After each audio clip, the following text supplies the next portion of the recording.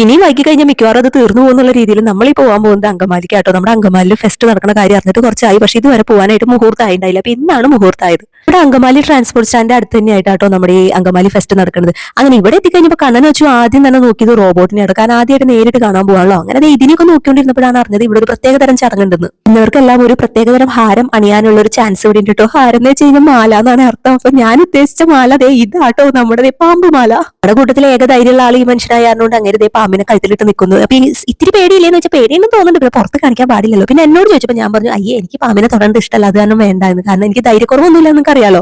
നമ്മുടെ റേഞ്ചിന് പറ്റിയ കിളികളൊക്കെ ഇവിടെ ഉണ്ടായിട്ട് അപ്പൊ എന്നെ നോക്കി ഈ കിളി ഞാനിട്ടങ്ങനെ ഡ്രസ്സ് ആയിട്ട് നല്ല മാച്ചില്ല. അങ്ങനെ ഞാൻ അവളെ എടുത്ത് കയ്യിൽ വെച്ചപ്പോൾ അവൾക്കാണെങ്കിൽ എന്റെ വളയമേ ഇരുന്നോട്ട് നോട്ടം. പുള്ളിക്കാരി കുറെ നോക്കി അത് കിട്ടുന്നു, പക്ഷെ ഞാൻ കൊടുത്തില്ല. അപ്പൊ കിളികളൊക്കെ കണ്ടിട്ട് നമ്മൾ നേരെ റോബോട്ടിന്റെ അടുത്ത് നിന്നോട്ടോ. അച്ഛന്റെ ഭാഷയിൽ പറഞ്ഞ ഒരു ബബ്ബു റോബോട്ടും ഒരു മനുഷ്യൻ റോബോട്ടും. അങ്ങനെ റോബോട്ടിനെയൊക്കെ ആദ്യമായിട്ട് കണ്ടപ്പോൾ നല്ല രസമുണ്ടായിട്ടോ. നേരിട്ട് കാണുന്ന ഒരു എക്സ്പീരിയൻസ് വരെ കുട്ടീസും ആദ്യമായിട്ട് കാണാൻ. അങ്ങനെ കണ്ട വഴിക്ക് ഷെയ്ക്കാൻ്റെ ഒക്കെ കൊടുത്ത് നമ്മൾ ഇതേ അകത്തേക്ക് കയറിയിട്ടോ.